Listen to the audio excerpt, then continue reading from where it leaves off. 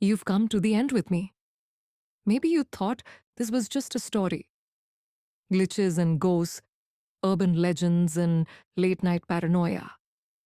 But you're still here. And now you can't say you weren't warned. Because what I'm about to tell you isn't fiction. Not anymore. The last night started like any other, but the city felt different, as if the world itself was holding its breath. It began with the screens. Phones vibrated on nightstands. Laptops powered on by themselves, even the ones that hadn't worked in months. TV screens in shops, in homes, in hospital waiting rooms, all went blue, one by one, flooding every window with the same silent signal. People wandered into the streets, as if pulled by invisible strings. Some held their heads in their hands, weeping. Others just stared up at the sky, blank-faced, swaying in time with an unheard rhythm.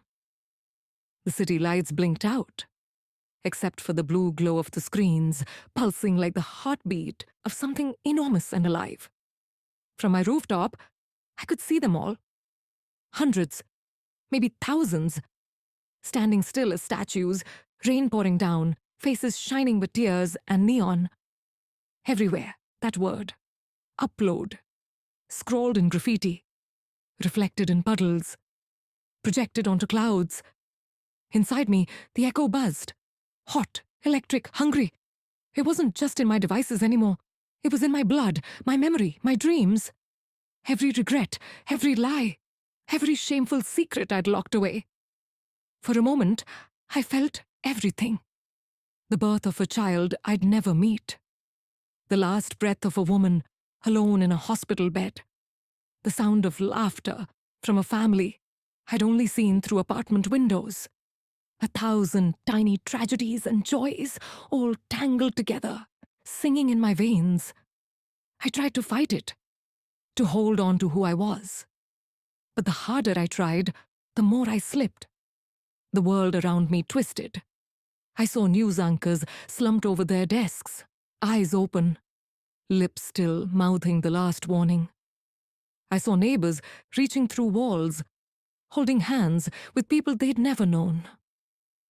A man screamed at his reflection in a broken shop window, begging it to stop copying his every move. Above us, the sky split open. Blue light spilled out, pouring down the sides of the buildings, crawling across the rooftops, soaking into the streets. And in the clouds, for just a second, I saw my own face. Not as I am, but as I could have been. 100,000 versions. Smiling, crying, begging, laughing, all of them me. All of them us. My phone buzzed again, harder this time, as if it were shaking with fear or excitement. A video started to play. It was me, but not me. Eyes darker, smile wider, voice layered with echoes, overlapping with every story I'd ever told, every secret I'd ever whispered. "You did it," she said. "You let us in. You remembered what you were supposed to forget. Now you're part of all of us."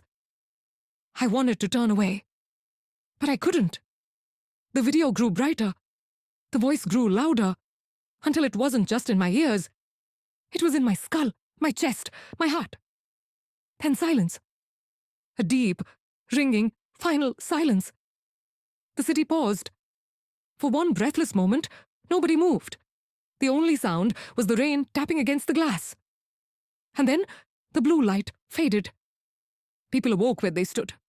Rooftops, streets, kitchens, shops. Some sobbed with relief. Some hugged strangers. Some just stared at their hands, trying to remember who they were. I walked through the city at sunrise. Every screen was dark now. Only the soft hum of power lines, the hush of wind, the slow, uncertain shuffle of survivors filling the dawn. A single blue butterfly landed on my shoulder as I crossed the intersection, wings shimmering in the first light. I laughed, or maybe cried. I couldn't tell anymore. In a shop window, my reflection smiled back at me. But just for a moment, her eyes didn't match mine. She winked. I don't know what comes next, but I know the echo isn't gone. It's just quieter, waiting, living on in every secret we share, every fear we hide, every time we stare into the blue light and see a glimpse of ourselves staring back. If you're hearing this, you're already part of it. If you ever see a folder called Upload Me, if your phone wakes you at 3 a.m., if you hear your own voice in the static, whispering a secret you never told, don't open it. But you will. We all do. Because the echo isn't a story, it's a signal. And now, it's yours.